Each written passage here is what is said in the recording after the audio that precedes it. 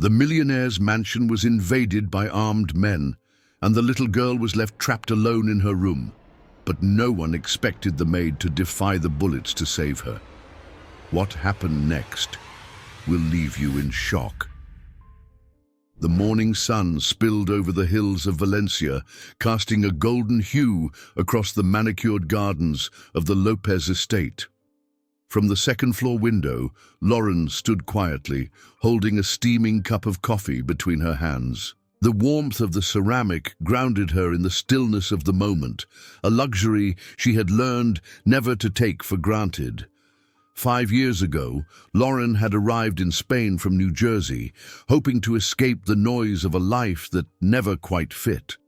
With no family of her own and few resources, she'd taken a job as a domestic worker for the Lopez family, one of the wealthiest and most influential households in the region.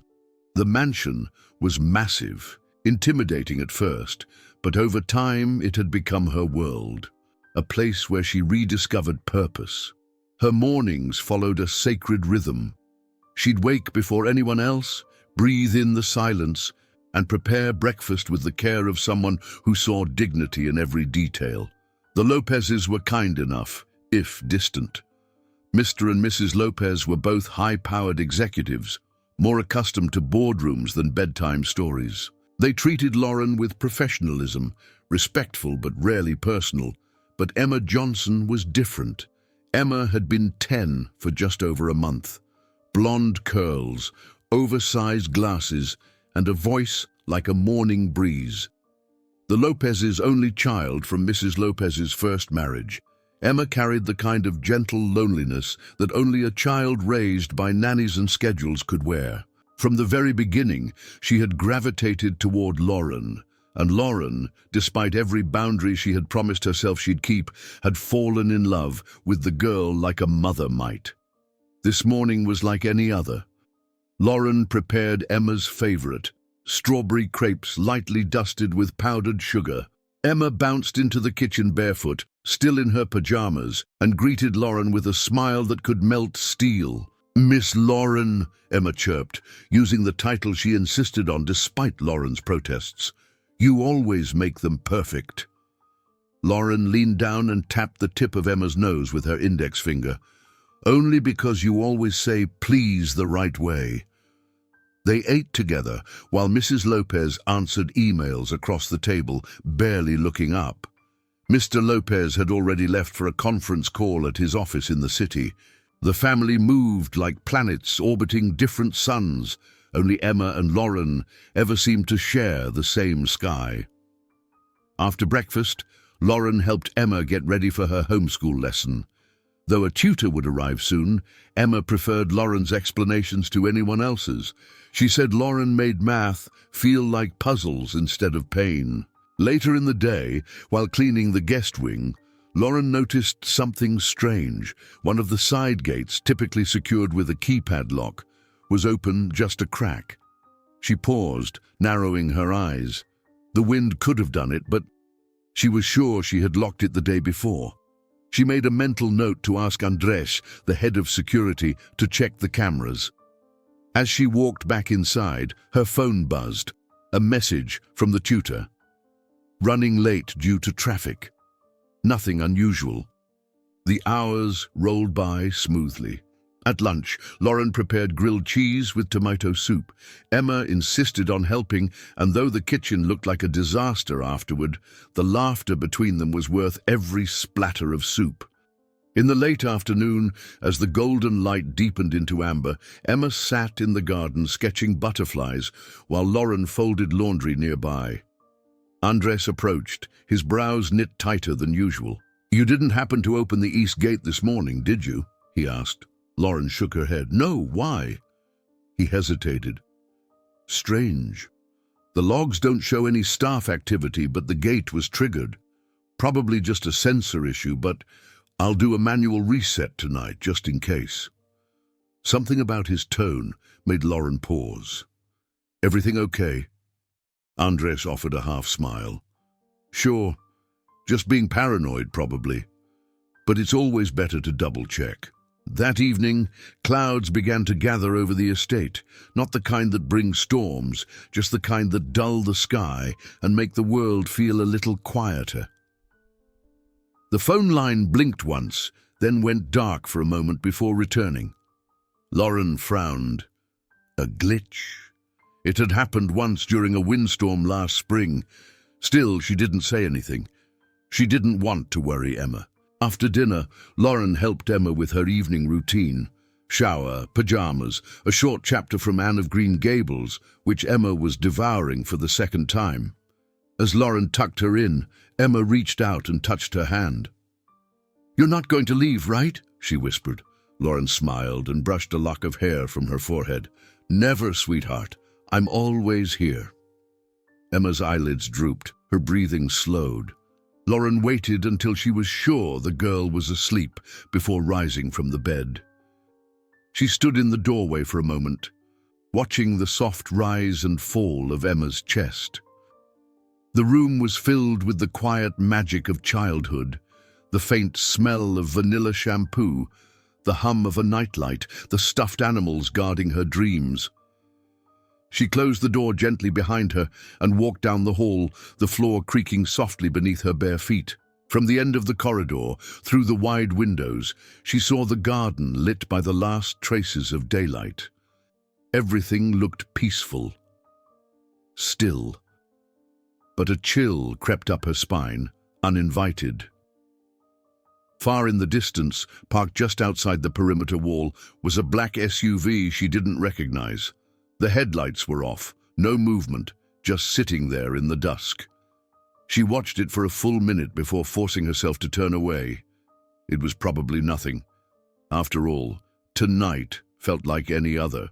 The night fell quietly over the Lopez estate, cloaking the gardens and marble courtyards in darkness. Inside the mansion, all was still. Emma slept soundly, curled beneath her blankets. Lauren had retreated to the laundry room, finishing the last fold of the day, her hands moving in a rhythm that calmed her nerves. Downstairs, Mrs. Lopez was in her home office, finishing emails. Mr. Lopez poured himself a glass of scotch in the lounge. Everything for now seemed normal. And then it shattered. A sudden crack, loud, violent, ripped through the night like a gunshot. Then another, glass breaking, a door slamming, the shriek of twisted metal. Lauren froze, the towel slipping from her hands. Downstairs, Mr. Lopez dropped his glass. "What the hell was that?"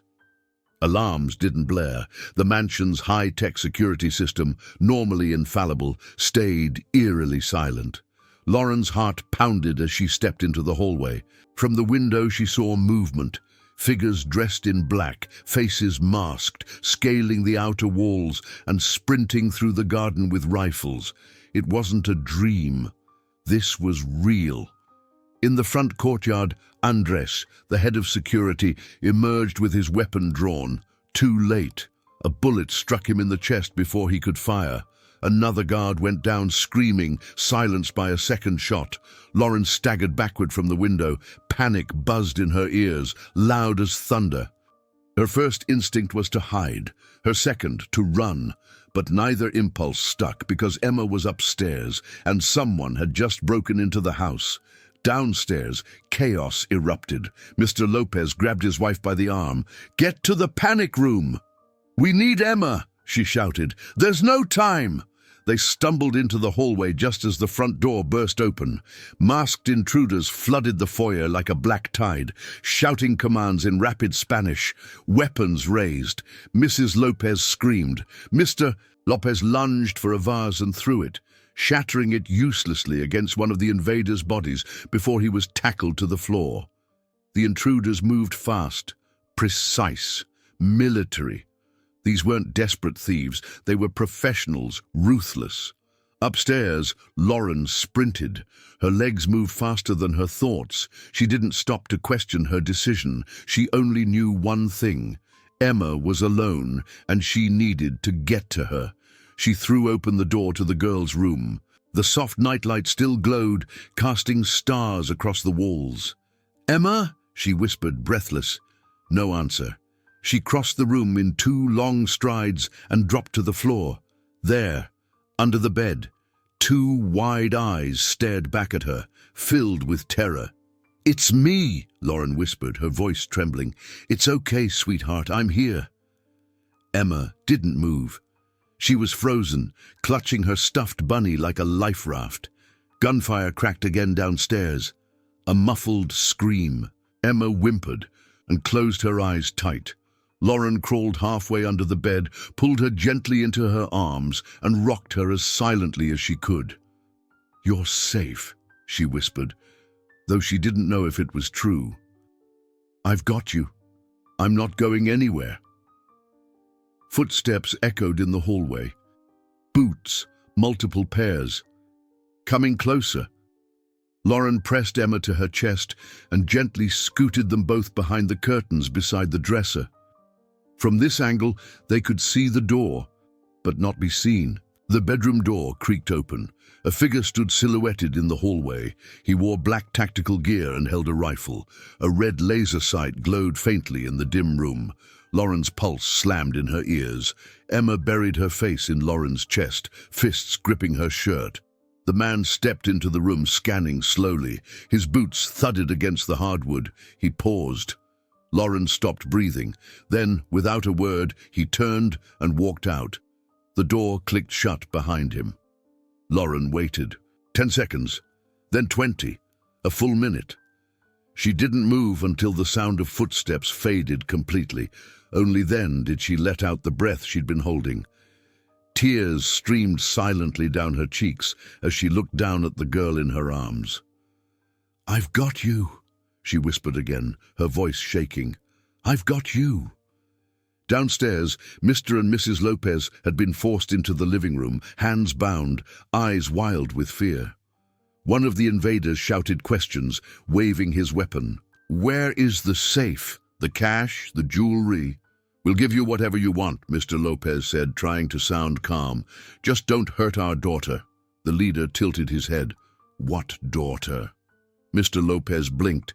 "She's upstairs, with her nanny."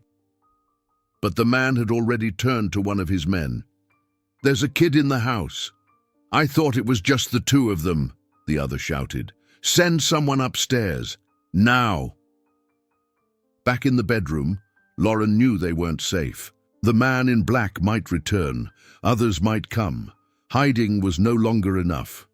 She took a slow breath and wiped her eyes. She had to move. "Sweetheart," she whispered to Emma, cupping her face. "I need you to listen to me very carefully, okay?" Emma nodded, eyes still wide. "We're going to leave this room. We're going to be very quiet, and we're going to stick together, no matter what." Emma's lips trembled. "Are they going to hurt us?" Lauren shook her head. "Not if I can help it." She stood, holding Emma's hand tightly, and crept toward the bedroom door. Just as she reached for the knob, she heard it. Voices again.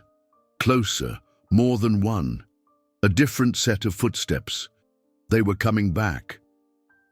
She pulled Emma into the closet and closed the door softly behind them. The small space smelled like lavender and cedar. They crouched in the dark, Lauren's hand covering Emma's mouth as the door to the room burst open once again. This time, there were 2 of them. "Search everything," one barked. Drawers opened, cabinets slammed, bedding was tossed. Emma trembled violently. Lauren whispered into her hair, her voice steady despite the storm inside her. "You're brave, Emma. Just like we talked about, you're so brave." A third man entered. "Nothing, she's not here." Then she escaped. "Check the backyard." They left as quickly as they came. This time, Lauren didn't wait. She opened the closet door and scooped Emma into her arms. No more hiding. It was time to get out. The darkness pressed in around Lauren as she moved silently through the hallway. Emma clutched tightly in her arms. The air upstairs was thick, full of tension, sweat, and the lingering scent of gunpowder. Her body trembled with adrenaline, but her steps were deliberate, careful, almost predatory. She had one mission: get Emma out alive. Behind them, the soft creak of floorboards echoed as one of the intruders moved through the guest bedroom.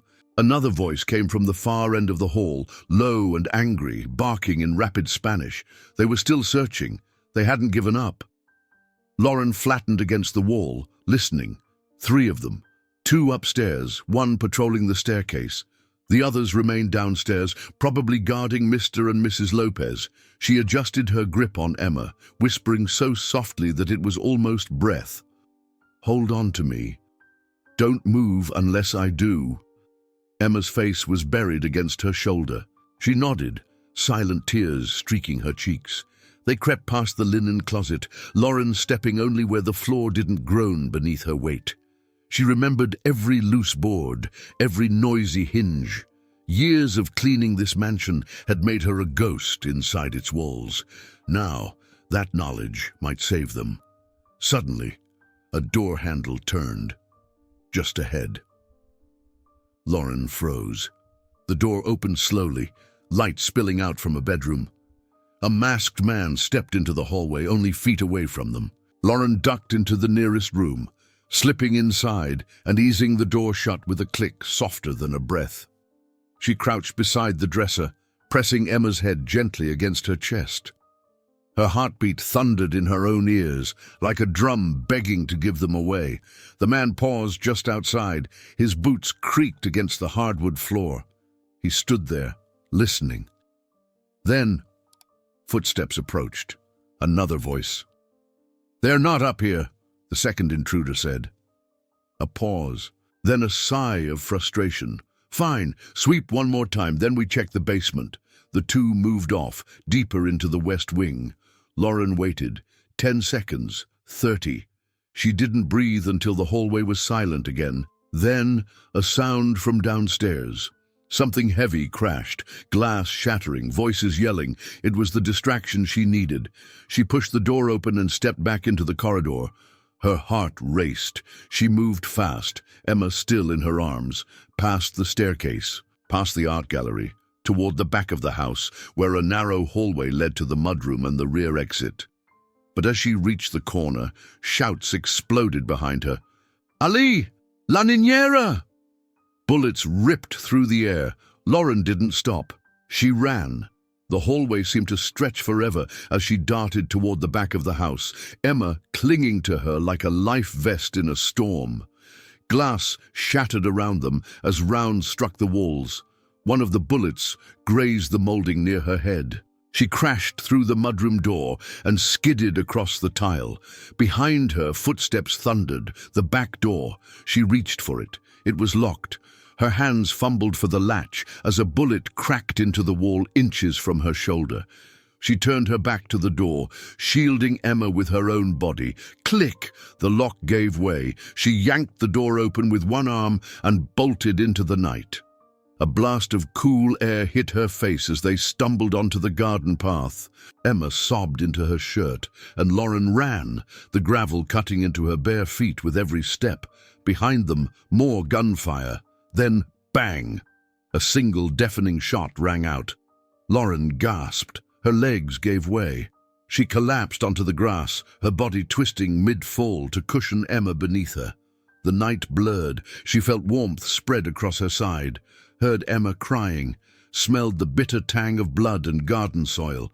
Above them, lights flared from the distance, red and blue. Sirens, the police. But Lauren's vision faded. She didn't know if they were going to make it. She only knew one thing as everything went dark. Emma was still breathing, and that meant it had been worth it. The garden had never felt so vast, or so dangerous. Lauren stumbled behind the tall hedges, her arms slick with blood, her body trembling with shock and exhaustion. Emma clung to her like ivy, barely able to keep up.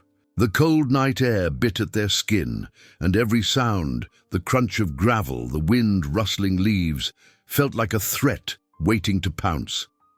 They crouched low behind the thick laurel bushes near the far side of the estate, just beyond the koi pond and marble statues.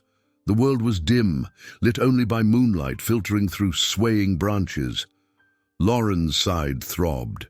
The bullet hadn't gone deep, but it had torn enough to make every movement agony. She pressed her palm against the wound and exhaled slowly. "Okay," she whispered. "Okay, we're okay." Emma was curled up next to her, eyes wide with fear, hands shaking uncontrollably. "Are they gone?" Emma whispered, her voice barely audible. Lauren listened. Footsteps, somewhere near the west wing. The invaders were still looking. "Not yet," Lauren said, "but they will be. Just stay quiet, baby. You're doing so good." Emma nodded, her lower lip quivering. Lauren pulled her close and wrapped an arm around her. Her body formed a protective shield, even as her blood soaked through her shirt. She didn't care. Pain was irrelevant. Nothing mattered except the girl in her arms. In the distance, sirens, faint but real. Hope. Lauren shut her eyes. If they could just stay hidden a little longer. Suddenly, a twig snapped nearby. Lauren's eyes flew open. Footsteps, heavy ones, getting closer. She turned, careful not to rustle the bushes. A shadow moved through the trees. One of them had followed the trail. She'd been bleeding too much. It had left a path. Emma's breath hitched in her throat. Lauren pressed a finger to her lips and mouthed, "Don't move." The man stepped closer. He carried a pistol and a flashlight, the beam slicing through the darkness. It passed inches from their hiding spot. Lauren didn't breathe. He stopped 5 feet away. Then he crouched and saw them. "Aki!" he shouted. Before he could raise his weapon, Lauren surged forward. With everything she had left, she slammed her shoulder into him, knocking the gun loose. He fell back with a grunt, and they both crashed into the garden soil. He reached for the gun. Lauren grabbed the first thing her hand could find, a rusted gardening trowel half buried in the dirt. She struck, once, twice. He screamed and rolled away, clutching his face. Lauren scrambled to her feet and kicked the gun further from his reach. He lunged at her. She punched him with a closed fist, harder than she thought she could. He stumbled, dazed. Behind her, Emma screamed. Another man was charging in from the side, one Lauren hadn't seen. No time. Lauren turned and threw herself between him and Emma. He grabbed her by the arm and shoved her to the ground. Her ribs screamed in protest. The world tilted. The second attacker raised his weapon, but headlights exploded across the garden. Sirens blared. "Policia! Manos arriba!" The men froze.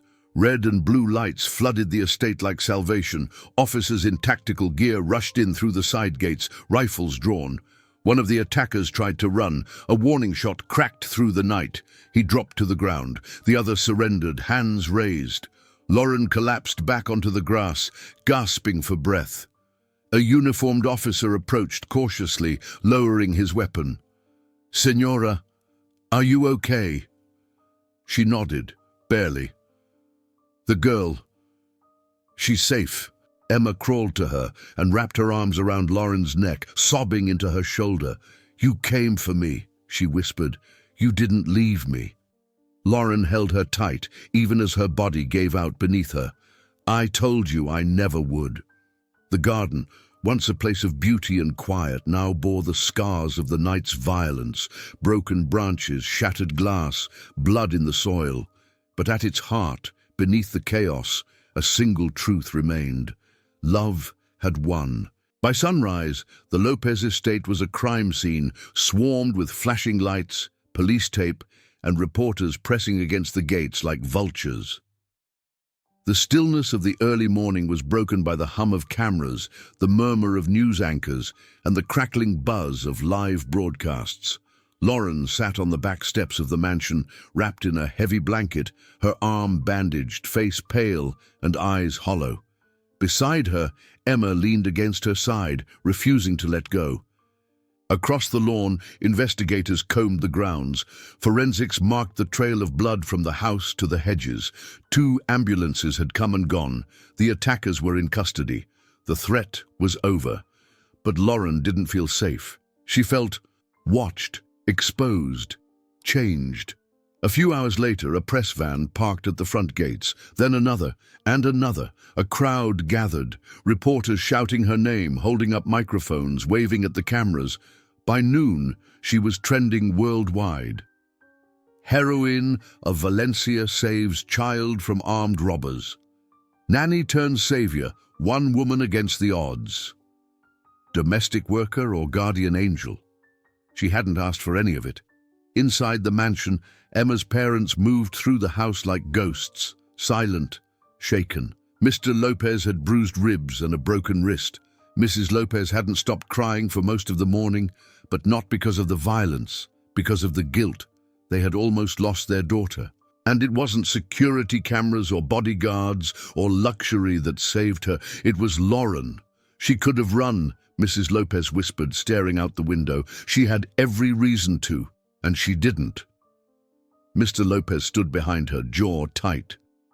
We've taken her for granted. In the living room, Lauren sat on the edge of the couch, surrounded by microphones. A news crew had begged for a brief interview, and after some hesitation she agreed, only for Emma's sake. She didn't want to talk about herself, but the world was already talking. A young journalist asked, "Lauren, what was going through your mind when you ran toward the gunfire?" Lauren looked at her lap. "I wasn't thinking, I just knew Emma was alone. She's like a daughter to me, and I couldn't let her go through that without someone there." Another reporter asked, "Were you scared?" "Terrified," she said. "But love, it makes you do things you didn't think you were capable of." The room went quiet. The next day, local TV aired the story, then national news, then international outlets. Her face was everywhere, on magazine covers, digital billboards, and hashtags across social media. But fame didn't bring peace. Lauren avoided the interviews after that. She turned off her phone. She didn't answer calls from talk shows or podcasts or companies asking to sponsor her image. All she wanted was quiet, and for Emma to be okay. On the third day, the Lopez family sat with her in the garden, Mr. and Mrs. Lopez, side by side, their posture softer than she'd ever seen. "We owe you more than we can ever repay," Mrs. Lopez said, eyes wet. "You saved our daughter." "I just did what anyone would do," Lauren replied. Mr. Lopez shook his head. "No, most people wouldn't have done what you did." He handed her a letter. Inside, a job offer, double the salary, a new title, a larger suite in the house. Lifetime employment if she wanted it, full medical care, bonus incentives, even a vacation package. Lauren stared at the letter for a long moment, then looked up. "I don't want more money," she said quietly. The couple blinked in surprise. "I don't want titles or rooms or anything like that. I just want Emma to be safe, to be happy, that's all." Mrs. Lopez wiped her eyes. "And if you'll let me," Lauren added, "I'd like to stay a part of her life." "You're not a part," Mr. Lopez said. "You're family." Emma, sitting between them, smiled and rested her head on Lauren's shoulder. Outside the mansion walls, the world kept buzzing. Reporters speculated about movie rights. A publishing agent reached out asking if Lauren wanted help writing a memoir, but she ignored it all, because inside those walls, the only thing that mattered was the girl whose life she'd saved, and the family that had finally begun to understand what love really looked like. Weeks passed. The house was quieter now, but not from tension, from peace. The kind of peace that settles in after chaos, when the worst is over and the healing begins. Lauren moved slowly as she recovered, her side still tender from the gunshot wound. The doctor said she was lucky. So did everyone else. But she didn't feel lucky. She felt different, stronger, but also changed. She still had nightmares. So did Emma. Some nights, Lauren would wake in the guest room to find Emma silently standing in the doorway with her stuffed bunny. Without a word, she'd climb into Lauren's bed, curl up, and fall asleep in her arms. Neither of them ever talked about it. They didn't have to. The bond between them had deepened beyond anything either had words for. What had started as a working relationship had become something closer to destiny. The Lopez family began to change too. Mr. Lopez was home more often now, less glued to his phone, more present. He took Emma to the park, helped her with her school projects. Mrs. Lopez scheduled her work around family dinners, something she used to see as optional. Now it was sacred. But the biggest change was how they treated Lauren. They stopped calling her the help or the nanny. Now she was simply Lauren, or more often, our family. They made it official in a quiet gathering in the living room, just the five of them. Mrs. Lopez held Lauren's hands, looked her in the eyes and said, "You don't work for us anymore. You belong with us. Always have." Emma had drawn a picture, childish and colorful, of the four of them holding hands, with the words, "My family, my hero." Lauren cried for the first time since the attack. Not from fear, from joy. Months later, a local school invited Lauren to a special ceremony. A donor had heard her story and partnered with the school to create a scholarship fund in her name. The Lauren Parker Courage Scholarship, awarded to students who had shown bravery or compassion in the face of adversity. Lauren didn't want to go at first. She wasn't good with crowds. She hated microphones. But Emma convinced her. "They need to hear what real bravery sounds like," she said. And so, standing behind a wooden podium, Lauren spoke to a room full of students, parents, and teachers. Her voice was soft at first, but it carried weight. "I didn't feel brave when I did what I did," she said. "I was scared. But love makes you strong. Love makes you do impossible things."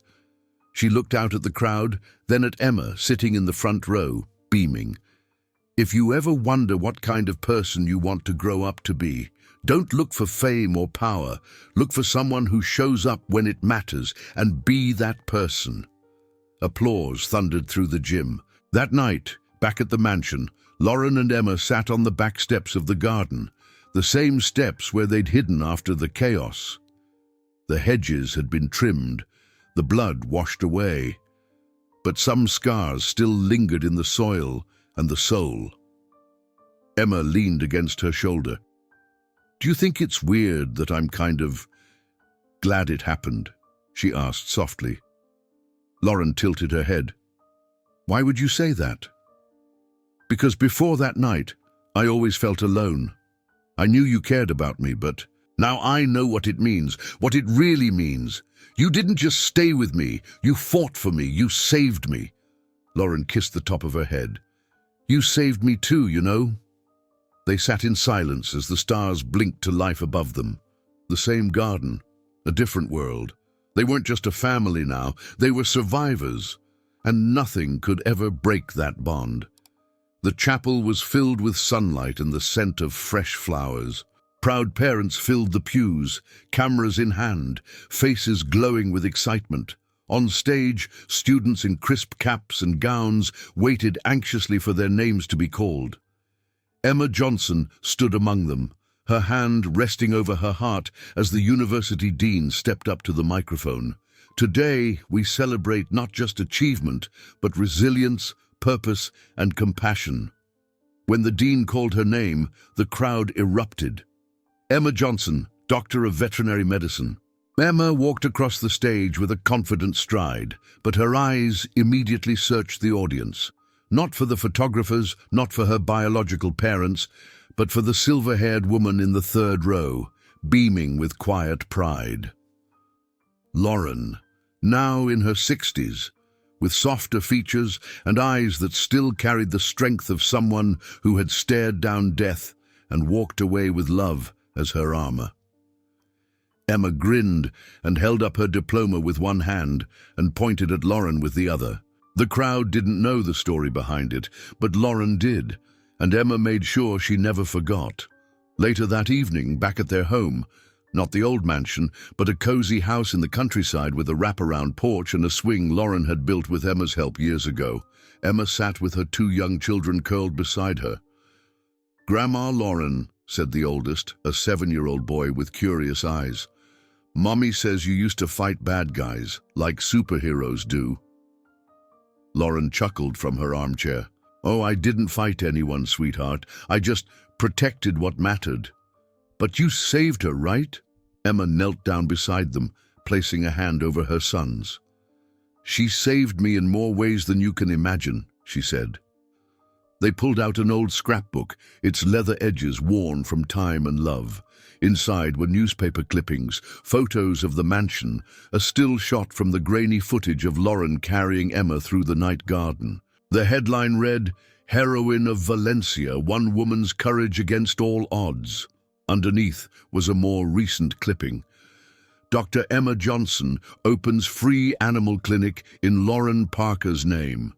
The kids listened wide-eyed as Emma retold the story, not just of that night, but of the years after, of how Lauren had stayed through every scraped knee, every school recital, every heartbreak and triumph. "She didn't just protect me once," Emma said. "She built me, brick by brick. She gave me strength, kindness, courage, and a home." The following week, a local news team aired a 10-year retrospective. Where Are They Now? The Heroine of Valencia.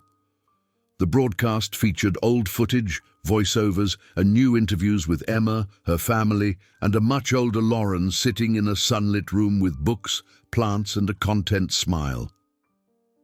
"I didn't think what I did was special," Lauren said on camera. "I just loved that girl." And when you love someone that deeply, fear doesn't get to make the decisions, love does. The segment ended with a quote from Emma. "My children may never face what I did, but if they grow up with half the heart that Lauren has, I'll consider that the greatest success of my life." That night, Emma stood alone on the back porch, looking up at the stars. Lauren stepped beside her, silent for a long while. "I still have dreams about that night," Emma said softly. "Sometimes I wake up in a panic. But then I remember I came," Lauren finished. "You always came." Lauren smiled. "And I always will." The stars shimmered above them. Crickets sang. In the distance, the wind moved through the trees like a whisper from the past. Gentle now, no longer threatening. They stood together in the quiet, not as survivor and savior, but as family, bound not by blood, but by bravery and love. Sometimes the smallest moments change the biggest lives. If this story moved you, leave a like and subscribe for more.